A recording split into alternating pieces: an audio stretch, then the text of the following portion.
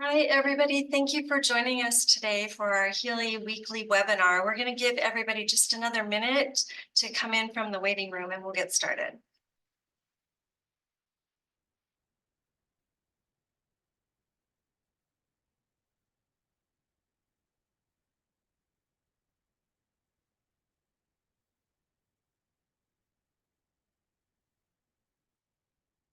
Okay, thank you for joining us today. I think we'll go ahead and get started as people trickle in. Thanks for joining us today for our weekly webinar. Today's a little bit special of a weekly webinar. We're going to be talking about EAPs and some of the resources, and so excited to be joined today by my colleagues, Catherine Small and Judi Carey. Welcome, Judi. Thanks for joining us. Just a few things I want to run through to get started, and then we'll turn it over to Catherine to go through some EAP things. So for those of you who might be new to the platform trial, it's a very collaborative effort between many organizations, as you'll see on the screen. And we'll go through just a little bit of information. Next slide, please, Jessie. So this trial wouldn't be possible without all of the participants. It's a perpetual trial, which, as many of you know, means that it keeps going and we test multiple regimens, multiple therapies concurrently. So there is always a lot of activity going on, and it wouldn't be possible without all of those research participants who join us and are a part of the trial. So thank you from everyone at the HEALEY Center to all of the participants in the trial. Next slide, please. So if you're, we're going to talk a little bit about EAPs and clinical trial opportunities, and there are a lot of different resources right now to gain information and knowledge about what clinical trials are happening, what the inclusion criteria might be, the eligibility, where the locations are that they're happening. So here's just a listing. And again, these will be posted on our HEALEY website. So you'll be able to get these after the webinar as well. But these are just some areas that you can go to learn about clinical trials. Next slide, please. Along with the websites that you can visit, there are a lot of educational webinar opportunities. For example, NEALS is getting ready to host quite a few upcoming webinars, and more being added every day. That QR code will take you to the NEALS website where you can learn about the educational webinars coming up. We have constipation in people living with ALS is our next one, and then an overview of the ALS Better Care Act, an overview of access for all in ALS, and we have a number of other respiratory ones and different things that will be added shortly. So do take a moment to go out and look at the educational webinar opportunities. Next slide, please. Okay, at this point, I'm going to turn it over to you, Catherine. Thanks, Allison. And I do see in the Q&A box already, there's a question, what is EAP? And that's a great question. It's a very relevant question. It's one that we're trying to answer by creating resources like what I'm about to talk about during the webinar today. But I'll start off by just explaining that EAP, and it's worth clarifying because I've gotten emails from people saying, what are you talking about? Where I'm from, it stands for Employee Assistance Program. And sometimes it does stand for that. But when we're talking about EAPs, we're talking about expanded access protocols, or sometimes, expanded access programs. Either of those terms are used to talk about expanded access in the realm of ALS research. So when I say EAP, that's what I'm talking about. And there has been a lot going on in the world of EAPs and ALS over the last few years. I've only worked on this trial for 3.5 years. I'm here tonight with Judi Carey, who's the research access nurse at Mass General's HEALEY Center. So she goes back further than me, and she's a veteran who's kind of seen from a bird's eye view all the happenings in the field as expanded access goes from a topic that a few people know about to something that's becoming, we hope, more of a household name. So we want to take a few minutes tonight to just kind of show some new resources we've developed to help answer questions about what is expanded access. So this landing page here, and I put the link in the chat, but this is the main overview page about expanded access. So it kind of lays out a foundation for what is expanded access, what is the point of this, why do we offer this to people living with ALS, and builds kind of a foundation and a good jumping off point to, if you have questions based on that, some of the next web pages are going to help dive deeper into it. So Jessie, if you can go to the next slide. After reading about the basic components of what expanded access is, you might then wonder, what are some expanded access opportunities in the field right now? And we have a webpage for that. So there's been a lot of grant funding awarded over the last couple of years, mostly as kind of a ripple effect of the Act for ALS being passed, which is great that there's now funding and resources to support programs like these. And so we've summarized on our webpage here some of the ongoing and upcoming opportunities for expanded access, most of which are multi-center expanded access programs, meaning they're offered at different centers throughout the US. So even though this information is housed at Mass General Hospital's website, even though we're based in Boston, there are other research centers throughout the US who are partnering to offer these types of programs to their ALS patients as well. So we're hoping to be a central source of good, reliable information, but we're not the only ones doing this. And we're trying to rope in as many of our friends and colleagues as possible to make these programs happen in places that are more geographically accessible to people beyond just New England. So that's what this web page is all about. If you click one more time, this is what happens if you click a drop-down menu. So if you wanted to know more about the pridopidine EAP, for example, you can drop down the menu and read a bit about the science behind it. Maybe you want to watch the drug science webinar to really see, what is this all about? There's also a link to the actual descriptor for this EAP on clinicaltrials.gov. And we put that there because we're not going to house the contact information on our website. Instead, we're directing people to go to clinicaltrials.gov to go straight to the source to find out where these EAPs are being offered, which centers are doing them, where they're located, and who to contact at each center. So clinicaltrials.gov is the best place for that type of information. There's also buttons to download. If you want to print out a brochure, just read a PDF version of the brochure. You can find that on this webpage as well. And if you click one more time, this just shows you that same type of information is available for the RAPA 501 EAP. So a lot of good information on that EAP opportunities webpage. If you click one more time, this next webpage goes into details about some of the common questions related to expanded access. So Judi, Allison, and myself, we get lots of phone calls and emails over the years about expanded access. So we can, from our experience, say, what are some of the common things that people want to know up front to help empower you with information, give you the knowledge to then take these questions to your clinician or your research team to have a discussion about, what are those actual steps look like. So again, you can click these drop-down menus. If you want to know more about any of these questions, we've got some Q&As outlined here, as well as some handy links at the bottom of the page for other websites that go into some good detail too. If you click one more time, this is the last of the 4 web pages that we created. And so this page is just a landing page where you can find expanded access news and webinars. So this webinar we'll probably put on the web page sometime next week as a recording. We've highlighted some featured EAP webinars where, if we have a drug company doing an EAP that comes and talks at a webinar, we highlight that on this page, as well as these. We're trying to do these once a month on the 2nd Thursday of each month.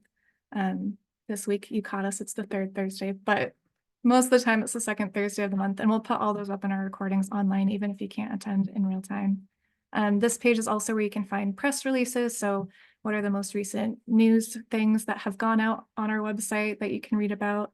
And at the bottom of the page, you'll also see some publications about this if you wanted to dive even deeper into this topic. And I'll just say, it only took a few minutes to breeze through those few web pages, but months and months of work went into that. And there was a small village of people working together to put that into what you're seeing right now. So, working with our communications specialist, Juliana Araujo, to actually build these web pages, Judi, Carey, Allison, Bulat, our, colleagues in project management for expanded access, and most importantly, the members of our patient advisory committee for EAPs. We really rely on people with lived experience to help us create resources that are going to be helping our target population, making sure that this information is easy to understand and accessible. So I want you to hold me to that. So if anybody, after this webinar checks out these web pages and you're like, didn't love that aspect of it, let me know. I'll put my email in the chat and you can reach out if you think there's any gaps in knowledge here. if you think we did something really well and you want to, pat us on the back, I'm not opposed to that either. So hopefully those web pages are a helpful resource in the coming weeks as more news and developments happen in the world of EAPs. I think there's just one more slide tonight. And this is just to give you a run through of what's coming up next on these webinars. So I'll put the phone number and email in the chat. That's me behind that phone and email. So if you have any questions outside these webinars, we can get in touch and have a conversation. You can register for as many of these as you'd like. You can sign up for the ALS link. It's an email broadcast system that gives you a heads up a few days before about what these webinar topics will be. But we also send out news about other webinar opportunities, press releases, pretty much anything under the sun related to ALS research we'll send out through that ALS link, but it's not a ton of emails. We don't bombard you. It's maybe 1 or 2 a week. And in terms of our upcoming webinar schedule, it's going to be a regularly scheduled program for the next couple of weeks. And then we're excited on the second Thursday of the month to be talking about EAPs again. This time we'll have guest speaker Sean Sauerbacher with us from Tech versus ALS. So we're excited to have Sean with us, and we'll pronounce his last name correctly the first time when he's here. And with that, we can stop sharing the slides and start delving into the Q&A. But Judi, since I have you here, I know a lot of people have had the honor of talking to you on the phone or via email, Zoom sometimes, but I just wanted you to share with people, because you've been having these research conversations for so many years, I think 7 years, Judi. Yep, 7+. Yeah, so you definitely have, much more insight than I do into, how the landscape is changing. And I'm curious from your perspective, how your conversations about expanded access have been changing. I know you talk to families as well as clinicians from other institutions, so you definitely have a good view of what's going on. First, thank you. It was so awesome to see all the work that we all have done in up on the big screen. So thanks for putting all that together, Catherine. So for EAPs, 2018, I remember them starting at Mass General. And so they were single center EAPs, and now we have multi-center EAPs. So whereas I would hear from hundreds of people over the years with interest in participating in an EAP, and I may be able to have helped a few people find an EAP at our center because they are an extension of clinical care as well. Now, it's like the EAPs are coming to their homes because there's so many more centers that are getting involved in EAPs and making them available. So, we are going to have between the 3 NIH-funded EAPs, I think if we add up all the screening spots, it's close to 500, which is simply amazing. I mean, when I heard about these NIH-funded EAPs, I was doing cartwheels for everybody, for those who were not able to get into a clinical trial but wanted to try an investigational drug. So the first thing is the opportunities. And the second thing is, I feel like people would just say the word EAP but not understand what it was. And now they understand what they are, and they understand how to find more information about them and actually connect to centers to get involved in the EAP. So that's the other area that I've seen is I still hear from people, and I'm always happy to answer questions, but now I feel they have more resources closer to home to answer their questions about EAPs. Thank you, Judi. That's a perfect segue into the questions that are coming in. And anybody, please feel free to put your questions into the Q&A. And thank you, Dr. Paganoni, for joining us. We're going to have some questions for you as well. Judi, I know we get a lot of, I think you're downplaying a little bit. We do get a lot of calls about expanded access and people interested, especially right now with the Act for ALS. I kind of tell them to just call Judi, but what do you tell people who are contacting you and asking, how do I express interest if I'd like to participate? Thanks, Allison. So I always am happy to talk to anybody to put them on the right pathway. But the best place, and I think we have it all lined out on our EAP pages, is to go to, I would start with your own clinic, number one, and see if they're getting involved in an EAP. Maybe they're just not activated yet, or they haven't decided which EAP they're going to get involved with. So I think I'd start with your own clinic, see what they know, They might be able to connect you to clinics nearby if they are doing EAPs. And then I would also keep my eye on clinicaltrials.gov. We're going to definitely list all the centers on clinicaltrials.gov. Not yet. Right now, we're having a conversation about when we're going to be able to add the centers to clinicaltrials.gov with project management, but it will happen soon. Perfect, thank you. Dr. Paganoni, a question for you. One of our viewers said it seems that the EAP is tied to the platform trial regimens get up and running quicker than the ACT for ALS programs. Do you have any comment as to why that might be? That's a great question. So first of all, yes, the platform trial is extraordinary in terms of the time efficiencies. And that's exactly why we built a platform trial, so that every time we add a new regimen, we don't go by regular clinical trial timelines, but we're much faster. However, non-platform trial, regular trials do take time to get up and running. So in terms of the expanded access programs that have been funded by the NIH, each of them is actually, in a way, like a clinical trial from the point of view of getting it off the ground. Because by law, because of the way the law for the Act for ALS was written, these EAPs are not only for access to the drugs, but are supposed to collect research information with the same level of rigor of any clinical trial. So essentially, in terms of the time and the effort and the kind of the operations that are needed to get an EAP up and running, that's essentially the same as a regular clinical trial. Now, we don't have a platform of EAPs yet. So I would say, maybe that's something to think about, because yes, when you run clinical trials or EAPs, it doesn't matter. From the point of the operations and the infrastructure, they are sort of similar, right? And so every time you run these programs one by one, it takes more time for getting them up and running. So I hope that addresses the question specifically. I will say that, as you know, there was one EAP that was funded the very first year that the NIH grants were available. Then there were 3 EAPs that were awarded the second year. And at MGH, we managed 2 of them, the RAPA and the predopidine one. So stay tuned for news. I think we're going to be able to announce that the first few participants, have been dosed, hopefully soon. Again, we're working through all of these. We're really getting close. So hopefully you can, again, follow these news, and definitely we'll keep you posted in real time. I would say that we have an EAP newsletter, which will come out soon, that will contain all the latest updates, and we'll circulate it broadly with the ALS link, that newsletter that Catherine was mentioning, and obviously on these webinars. So more to come on this soon. Thank you, Dr. Paganoni. Further to that, there were a couple of questions. Timing is very important to people in the ALS community. What would the standard time frame between being awarded the grant through ACT for ALS and actually dosing the first patient be?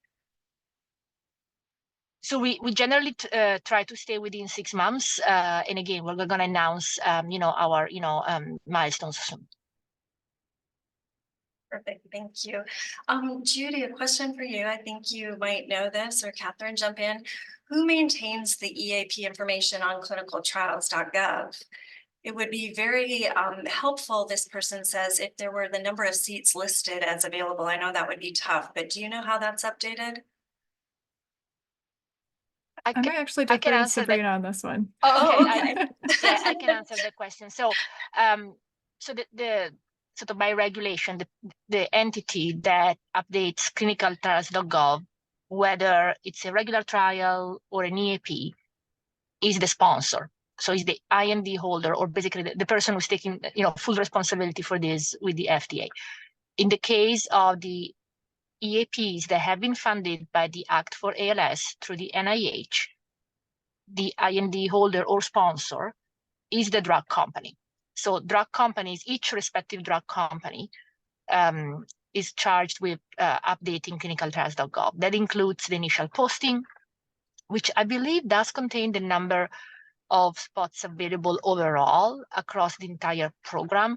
And if the question was, is there a number of spots per site, that's actually not updated because at least for the ones that we manage, there's no limit, there's no cap per site.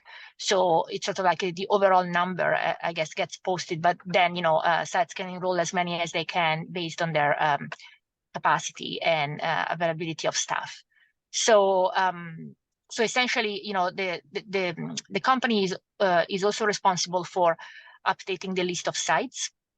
And so to clarify, we are trying to really try to communicate the list of sites as quickly as possible. Some sites actually prefer not to be listed until their contract has been executed. So again, it's the choice of the sites, but we're working hard on updating the list so that people will be able to know exactly if their center participates or not. But again, I want to go back to the comment that was made earlier. Please ask your clinic, because each center knows if they are participating or not. So whether it's publicly posted or not, the physician and the care team will know if they are at least working towards activation and participation. Very good point. Thank you. Just a little bit further to that, I know you said that we are getting close to making announcements of our timing. Is that for both Prodopidine and RAPA? For both those two programs? Are we? Correct. Yes, those are the ones that we manage from NIH. In terms of the clean EAP, that's managed by Columbia, and I know that Dr. Andrews has been on these webinar series a number of times, and I'm sure we'll invite her back. So definitely we'll, we keep in close contact, and we can definitely update the community on that as well. Perfect. So either Catherine from the Recruitment and Retention Committee perspective, or Dr. Paganoni from your perspective as a PI, is there anything that advocates can do to help shorten the time frame between getting the grant and being active on the EAP? Do you want to go first, Catherine, from your perspective, or do you want me to start? So I would say, I do think that it helps to have community awareness about these types of programs. I know, in pretty much every aspect of ALS care, patient voices, family voices are heard when those voices are raised. And if there's something that the community is strongly advocating for, I know that at least a lot of drug companies we've worked with are really receptive to that feedback. And people aren't twiddling their thumbs behind the scenes. People are definitely hard at work, but I do think that community advocacy can help to shuffle priorities higher up for companies where it might not be at the forefront of their processes. Yes, and this is absolutely true. And let me just add from a different angle. I would say that anything that we can do to support the sites with resources will greatly expedite activation and enrollment and availability of spots at that particular site. From that point of view, I think that the work that Sean and Tech versus ALS is doing, that's critical. As you'll hear when they come on this webinar in a month or in 3 weeks, the Tech versus ALS campaign, similar to what some other foundations have done as well, they're funding sites to become super sites in a way. In other words, they provide resources to the site, to the center, so that they can hire people that can actually work on activation and enrollment of participants. So essentially, the way this works on the ground is that the same people who do clinical care, clinical trials, and EAPs, they're basically trying to do it all. So, because now we have more programs, which is good, that we need to help sites hire more staff so that they can actually run these programs. So that's kind of the bottleneck, I would say, at the beginning, that again, the same people who are managing clinical trials, and now EAPs, again, it's the same pool of people.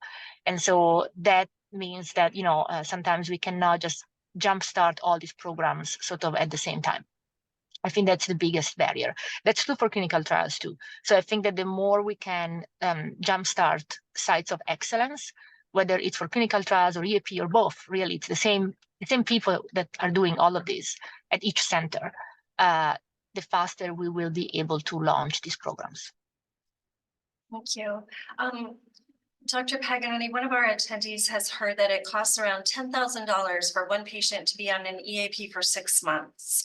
Is that accurate? And if so, who pays for that? So the participation in these EAPs is completely free of charge to the participants. So the grants, the NIH grants, take up all the costs, including, sort of the research procedures, time to be, all the procedures, the labs, et cetera, that go with participation in these NIH-funded EAPs. It's possible that the figure that was just mentioned comes from internal or estimates that the research community has come up with to estimate what it costs to the site to do those procedures, but they're not charged to the participant, to be clear, not in these, so certainly not in these NIH-funded EAPs. Now, obviously, we acknowledge that people living with ALS may have some other expenses to come to the site. For example, people may have to, pay for gas or a train ticket or a bus ticket or even airfare to get to the center. And also they have to spend time. So sometimes their caregiver needs to take time off work to accompany them to the EAP visits. Now, there is a very small sort of reimbursement that's built into these programs that's meant to be reimbursement for travel that may or may not be enough to cover the costs, but essentially, that's kind of, by IRB rules, by ethics committee, we cannot pay participants to be part of this because that would be considered coercion to participate in research, but we can reimburse at a reasonable rate for some of the travel and the expenses that they may incur into just to participate. Certainly, we don't charge for participation. And how come regimens F and G haven't offered EAPs yet? I think people were under the understanding that that was going to occur. So this is, totally up to the company whether they want to offer EAPs or not. I believe both companies have been on this webinar series, and they took those questions and explained in the past that, they're still reviewing internally their EAP policy and whether they want to offer an EAP. I think they will, but the question is also when. In other words, sometimes companies prefer to wait until they have results from some of their trials before beginning offering EAPs. And it is a good discussion. It's a discussion of pros and cons. I mean, to clarify, the drugs provided within an EAP, we don't know if they work. They're still experimental drugs.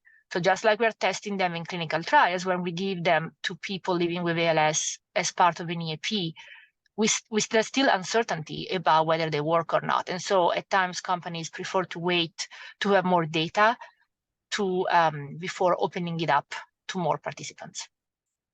Yeah, I know we're at the hour. We have just a couple more questions, so I'm going to speed through them so we can get people answers. Dr. Paganoni, can you explain the process of the Act for ALS grant money? Like, where does the money go to whom? How does it get to the sites? Yeah. So essentially the way it works is the NIH gives money to the grant awardee, which has to be by law a clinical center that's participating in the EAP.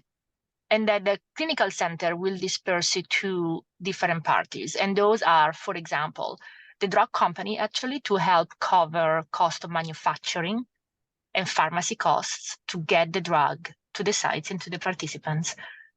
Then there's a number of vendors that are paid, central lab. Again, we don't charge insurance or participants for those labs. So, the grant will cover the cost of those labs or other procedures that are needed to monitor for safety.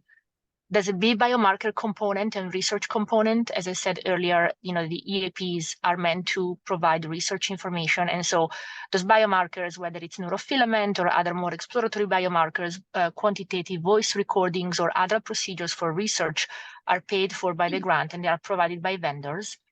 And also the sites are paid per participant. So I do want to mention that the way these grants work, and that's not unique to EAPs, that's true for clinical trials as well, and the way these drug development programs work, is that sites are reimbursed essentially on a regular basis per work performed. So in other words, let's say that I enroll somebody now, for example, today, I'm going to be paid for the work that happens between now and the next few months at a regular cadence. So normally, for example, for our programs, we pay on a quarterly basis.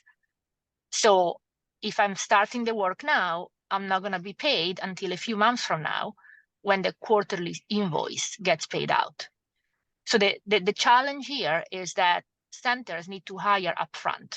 So some centers do have the resources for doing that to cover the time until kind of the reimbursement starts coming in, and other centers may need more help to get up and running. Again, I just, it's a little bit in the weeds, but I think it's important to understand that, I think as we are trying to grow these initiatives, that as Judi said, were very limited until 2018. Before 2018, there were no EAPs essentially for ALS. In 2018, we started with a few. Now they are available in multiple centers, and I think the field is trying to adapt to this by increasing ways to support each site, hire people, train people, etc., so that they can be ready for all the new EAPs that are coming. Thank you. That was really helpful. The last question, I think, Judi, you may know the answer to this. Are you aware of any current EAPs that allow you to be in multiple EAPs at one time? Not that I am aware of. That I think the NIH, and Sabrina might be able to comment on this. I think the NIH funded EAPs, you can just be in one EAP at a time. You can wash out of it if you get the opportunity to go into another one. There's a washout time, but I think that's the one of the criteria, one at a time, just like with clinical trials, one drug at a time. Thank you. Judi, thanks for joining us today. Any last words you have for our attendees? I'm just really excited about seeing where these NIH-funded EAPs go for people. It's so wonderful to still be working in this space and see so many opportunities for people who have been asking for these for some time. So really excited to see. Also excited to see what the data shows, because I think that's really, those of us in research also love the data to see if it helps prove that the drug is helpful. So thank you for inviting me. Yeah, thank you all for joining us tonight. And Catherine, thank you for the resources. And Dr. Paganoni, thank you for all the answers. We look forward to seeing you next week for our regular Healey Center update. Have a good night. Thank you. Thank you. Bye-bye.